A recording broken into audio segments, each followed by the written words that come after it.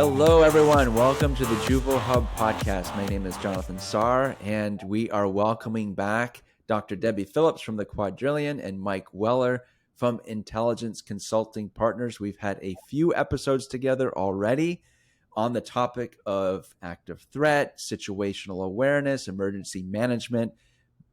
Both of our esteemed guests have an amazing perspective and are industry educators on the topic. So we're glad to have them back today.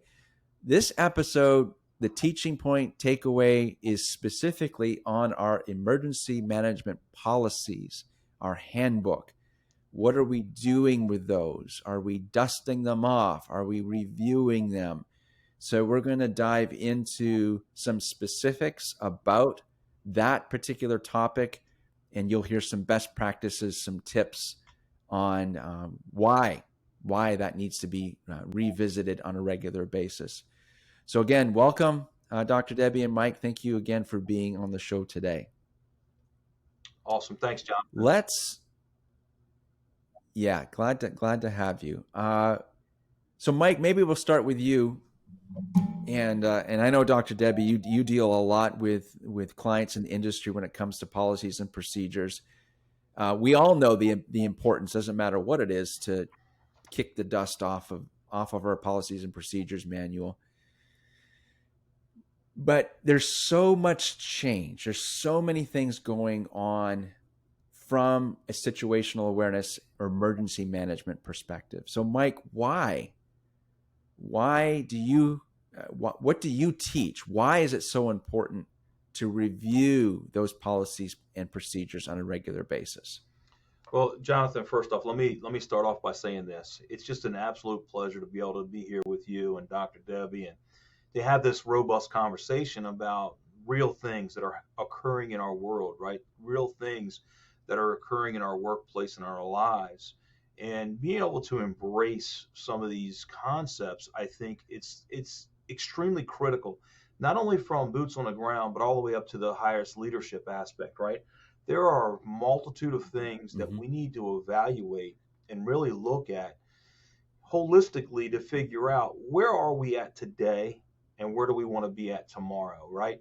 So how many of us have policies and procedures that are in place, and we say that they're in place, but how many times have we looked back to see when they were revised? Are they dated from 1970 something, and they have nothing to do with where we are at today? Are we, as you indicated, blowing the dust off of these things and actually doing our due diligence to realize, are we where we need to be as an industry today, and where are we headed at to tomorrow? Here's some of the challenges that stand before us, right? Litigation is around the corner everywhere now, right? Everywhere.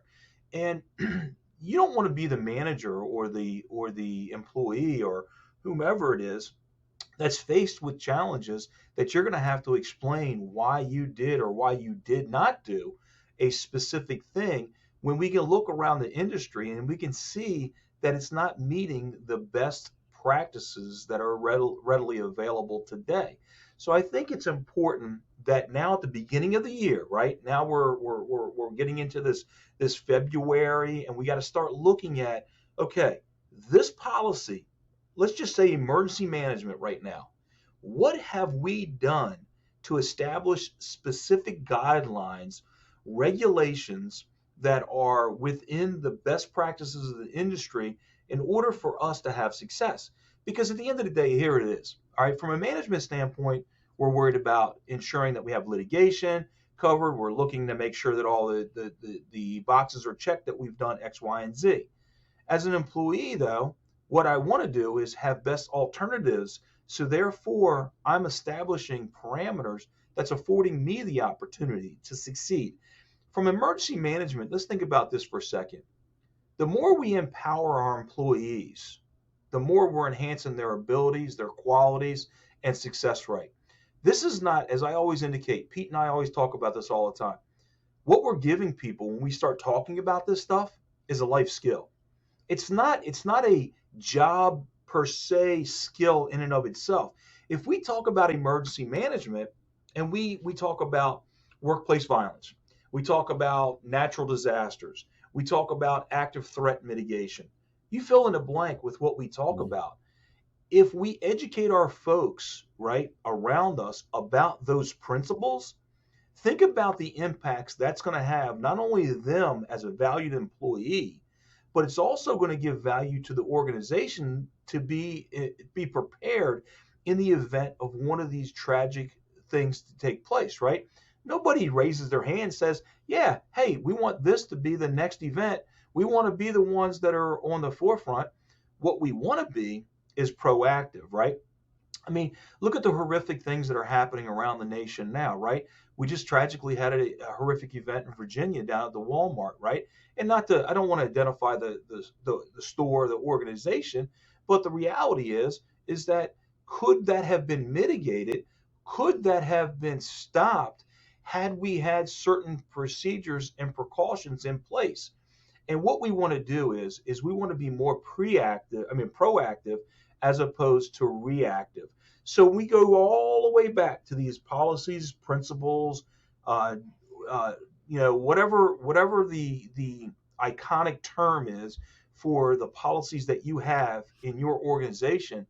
It's critically important that we create a foundation to ensure that that foundation meets what those requirements are.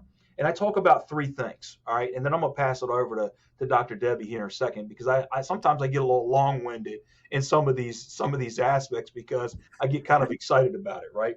But the first thing I'm going to ask myself is when I'm doing something, are the obtainable goals? Are they obtainable goals? Can I physically do what it is that I can do, right? If I tell you that you got to go out here and make a right and there's no right to make, then I'm failing myself, right? So as simple as that sounds, are we putting things that are out there that are obtainable? And then here's the other thing is measurable goals. We need to be able to measure what it is that we're doing, right? Is the success rate the measurable goal, or is the training rate the measurable goal? Whatever it is, we better be able to measure whatever those obtainable goals are. And then the last one is probably the most important. Are they realistic? Are these goals realistic as to what it is that we can actually do, right?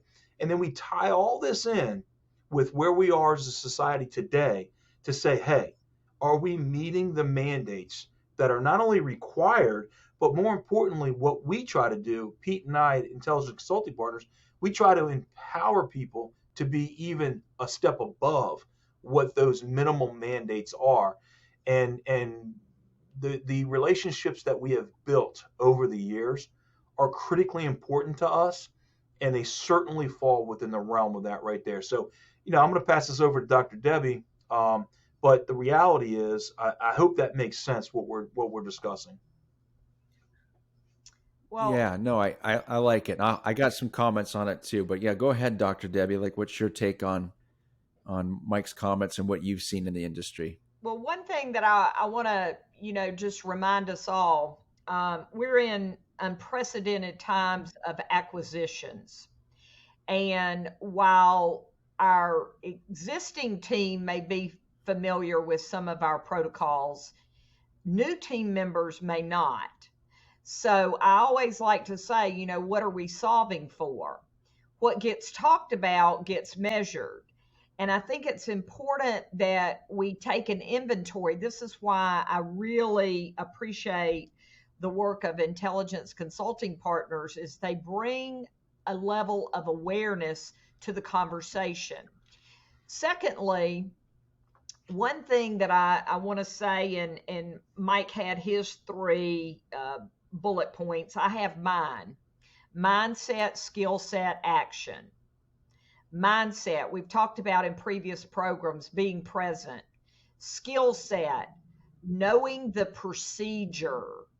What is the procedure for getting out of a building?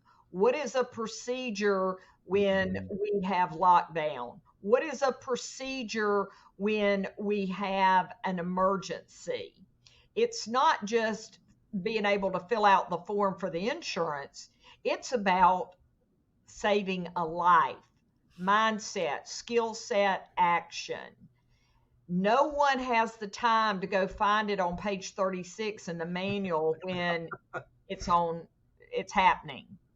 It has to be baked in, it has to be simple, it has to be something that we can execute immediately.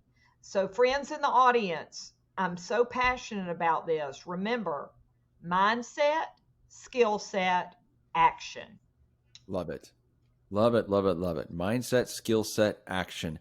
And to kind of bridge both of your comments, here's what I walked away from. If if I was an employee of a company that left the dust on the policies and procedures manual, didn't address things so that we, as you said, Dr. Debbie, it's like, okay, hang on, I got to turn to page 36 while this emergency is happening. What do I do next? I would have a hard time staying with that organization. Right. If an organization constantly was saying, okay, we have an update and we're going to provide training, and I know that's in a future episode, we're going to be talking specifically about training on this topic. But for today, if I saw that my leaders, the corporate leaders for my company are saying, please notice this update, and here is some training to help reinforce that. That's just that helps with a level of security and helps me appreciate that those who I report to value me and value my safety, and it's not just a, well, the odds of something happening are so we won't pay as much attention to it. So I love it. I love that. But both of your comments um, bring this all together on why, as leaders, we need to address our policies and procedures. So very, very nice. Let's just take a quick break. I think we've really got a good outset that we have to look at our policies and procedures. What are the expectations behind it? When we come back, let's get into some more items and specifics from you, Dr. Debbie and Mike, on what needs to be addressed within that policies and procedures manual. And our audience, I know, is going to really benefit from it. So let's take a quick break, and we'll be back in 15 seconds. How important is customer service? It's the lifeblood of any business, even property management. Customer service training can keep your business healthy. Juvo Hub is happy to announce its new online course, Customer Service Fundamentals. Learn more about this course at juvohub.com, your helping hand in property management education. Okay, welcome back, everyone. Thank you again for being here in the Juvo Hub podcast with Mike Weller and Dr. Debbie Phillips. So let's dive into that. We just highlighted the benefits of reviewing our policies and procedures. Mike, what are some specifics? Would you share? I know you talk about this a lot in your training at Intelligence Consulting Partners. Can you highlight a few things that a property management company should be looking at? Yeah, I mean, I just want to go back and I want to echo a couple things here. And this is an old Marine Corps adage or acronym that we subscribe to, and it's the KISS, right? It's to keep it simple, stupid, right? And what we want to do is keep things as simplistic as possible, right? If we get things so convoluted, people don't understand whether they're supposed to go left or supposed to go right.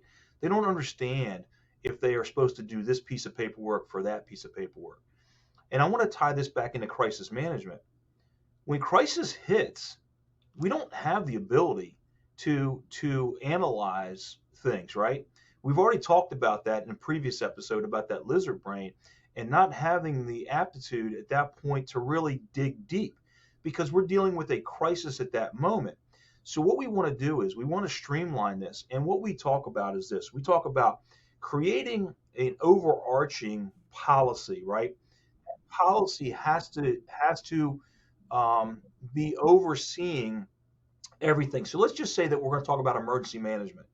If we're looking at emergency management as a whole, what we're going to do is we're going to break each one of these things out, right? There's going to be a workplace violence. There's going to be a natural disaster. There's going to be an active threat mitigation. There's going to be a fill in the blank, right? Whatever it is that we're trying to fill out, there's going to be subcategories of that. And in those subcategories, we want to really specifically talk about what the alternatives are and the legal mitigation or legal litigations that have happened over previous years that has created best practices, right? So we try to establish those parameters. But here's what I would challenge everybody with. This shouldn't rest at the shoulders of one person. This should be a committee, right? This should be again, I'm gonna keep things very simplistic. Here's what I believe as a manager, as a leader, is that it's not my decision ultimately. Well, ultimately it is my decision, but holistically, I want to put other people's fingerprints on this, right? I want other people to be a part of this. And I say that not in a negative way, but that's called empowering people, right? They now have assisted in creating this atmosphere that they believe the way that it should be as well. So I think that a committee that's also associated with this can report back to management, and then management can ultimately decipher what's right and what's wrong, right? Now, again, I'm not going to have everybody wear pajamas to work every day as part of my policy, right? Because at the end of the day, is it not practical or is it practical? So again, it's got to be practical, but it's also got to be refined. And I agree wholeheartedly with Dr. Debbie about, putting this thing to an action plan. And when you do establish this, I'll tell you a funny story. When we talk about action plans, we went into this organization one time and we helped them with their policies, procedures, training, active threat mitigation. We went the whole gamut. But we looked at what they originally had in place. And again, not to put anybody out there, but we said, okay, this is your plan. So we walked through the plan and actually did like a tabletop exercise with them or a red cell. Mm. And in doing so, none of those things, none of those principles were obtainable. None of them were, they never measured them, right? And to say that I'm going to have my employees do this, and it's not even an actual place or location, that becomes a problem, right? So again, I talk about, let's get back in, not only dust these things off, but let's really look at the meat. Because does the meat really meet what our objective is? And what's our end goal? Our end goal is to make this a better working environment, but a safe working environment, and be able to empower those around me to realize the importance of that. So hopefully that helps out a little bit, Jonathan. Oh, absolutely, absolutely. Lots of key takeaways. Dr. Debbie, what do you think? What are some things management companies should be focused on when they're reviewing their policies and procedures? Well, Mike taught me this in a previous session, and I love it. It's not just practice makes permanent, perfect practice makes permanent. And I have used that, Mike, and thank you because I give you credit in every one of my presentations. But the one thing is, for something to come off successful, you have to have a dress rehearsal. And I want to tell you that it's so important. Delta Airlines, before you fly that big jet over the pond, you stay in that simulator 6 to 8 months and you experience every type of condition possible. And, you'll see schools today doing, uh, you know, uh, rehearsals and fire drills and things like that. Friends, if you want to lead a culture that people want to work in, because today people have a choice where they give their time, talent, and treasure. If you want to create a world class culture, everybody has to talk about it. Jonathan, we've mentioned this many times. One of our great mentors in our industry, George Lane, he included safety in every conversation. Safety was important at the Lane Company. And so what gets talked about gets remembered. But you got to have a dress rehearsal. We've got to take that policy and we've actually got to live it out. Where were our pain points? Continuous improvement is not about the things we do well. Continuous improvement is about removing the barriers that keep us from being our best. So perfect practice makes permanent. And we have got to take each policy, enjoy it, take it out of that binder, print it off that computer, and actually go through it in role playing. There's no substitute for that dress rehearsal. I love it. I love it. It made me think of the Radco companies, Dr. Debbie and Mike. We had them on as a guest in the show, and they were talking about DEI initiatives and how they created a committee from the organization in order to address it. And I thought that really spoke to Mike's point about, instead of just a person writing things out that may or may not be practical, may or may not be relevant, may or may not be possible, you have ones that are involved to kind of create that policy initiative for further review, because there is so many legal things that have to be taken into account. So I remembered that from that particular episode, and I just wanted to highlight that to our audience. You know, it's powerful when you're involving, because this is just as important of a topic as DEI is safety within the organization. And as you mentioned, George Lane, industry leader, that's it's so critical, and it's not something that we can just be casual or cavalier about. So I appreciated both of your comments on that. So any final thoughts though, Mike? Yeah, I mean, you really brought it to I think a very clear path of looking at policies and procedures, having people involved and amending those where they're necessary, being aware of current events that may have an effect on those, and then putting them into practice. And I'm so glad that your organization does that. I think that's a beautiful service that Intelligence Consulting Partners has, that tabletop exercise. How bring it home for us? Like what are some things that an organization needs to keep in mind as far as best practices reviewing their policies and procedures manual? Yeah, thanks, Jonathan. I would say this. First off, you got to have the willingness to want to even pull it off the shelf to begin with, right? That taking that first step is always the most difficult, right? And recognizing that we should probably have a group of people that's involved in ensuring that we are doing the best thing that we can, right? And it goes back to my 3 points, right?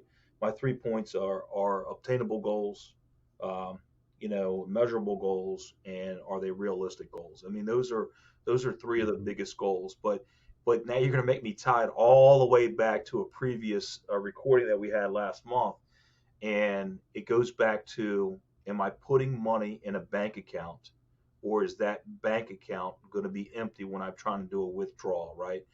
I mean, it's just so simplistic, and this is what I think I struggle with, is that sometimes Pete and I in Intelligence Consulting Partners, we talk about the most simplistic things, but it's the most simplistic foundational things that we get away from, and it makes us forget who we really are. And I think we need to bring it back home.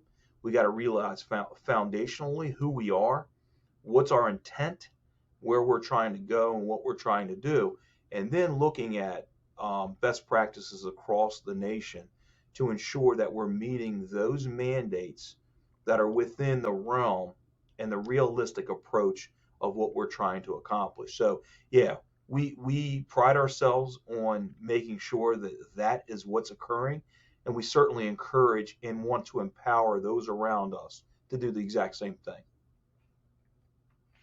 Love it. Thank you. Obtainable goals, measurable goals, realistic goals.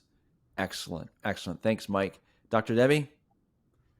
Yes, and I'm going to tee us up for our next session, and I want our audience to make sure they tune in to the next one.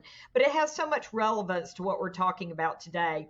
Remember that adage, I hear and I forget.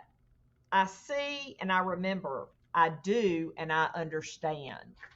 I think it's important that we live out these policies, that we take our teams in our weekly huddles and we say, we're going to spend that first or that last 15 minutes talking about a safety procedure and bake it in every single day. Because, friends, I don't want us to take for granted that somebody knows that that policy is on page 36. It's what we live Mhm. out every single day that bakes in to our lizard brain. So I want you to rewind and listen to a previous session that we've had, and I want to tune it up to our future program on how do we bake this into a learning and development platform. Yeah, absolutely. That's going to be an amazing episode. Looking forward to releasing that one as well. Thank you both so much. A lot of takeaways, and I think that's the summary. Just don't get that dust off of it. Think of some of the tangibles that you need to look at, make them realistic, obtainable, measurable, intentional, and realize that this is such an important topic. So we're so grateful. The Juvo Hub community is grateful to you, Mike and Dr. Debbie, for being available again today for this session specifically about our policies and procedures manual. So thank you again for being on the show. Mike Weller from Intelligence Consulting Partners, how can people stay in touch with you and your organization? Yeah, absolutely. Thanks, Jonathan. And again, it's just an absolute pleasure to be here with you and Dr. Debbie. I mean, again, these are just such real conversations that I think are critically important to the success of our environment. And remember, we can control what's around us, right? We can't control what everything else that's going on in life. So, that all being said, if people want to reach out to us, um, they can reach us at www.intelligenceconsultingpartners.com. I'm sure that'll be posted at the end of the segment here. And I just very, very passionate about making certain that people understand that their success is predetermined on their input and their investment into what it is that's going on. So, short of that, that's how they can get a hold of us. Perfect. Thank you so much, Mike. Appreciate you again. My dear friend, Dr. Debbie, how can people stay in touch with you? Well, thanks to you, Jonathan. People can find me on all the social media outlets, but it's Debbie at the Quadrillion. And I want to end by saying this. You can have success as a one-hit wonder. But if you want replicatable and duplicatable success, you need to have procedure systems and processes. You're only as strong as a process that is put into practice, and perfect practice at that. So thank you for allowing me to be part of this important conversation, vital conversation. So look forward to seeing you on future episodes. Absolutely. Yes. Dr. Debbie at thequadrillion.com. So thank you again. Appreciate your amazing expertise. Thank you to our Juvo Hub community for being here for this show. If this is your first time here, you can find us on Instagram at Juvo Hub. We have a YouTube channel for those who like the video format of today's episode. And of course, the podcast version is available on all the major stations that are out there, Apple and Google and Pandora and Spotify and some others. So check out our website and you'll be able to find those, but just do a search for Juvo Hub podcast and you will be able to find us on those shows. So thank you again. We'll see everyone next time. Take care.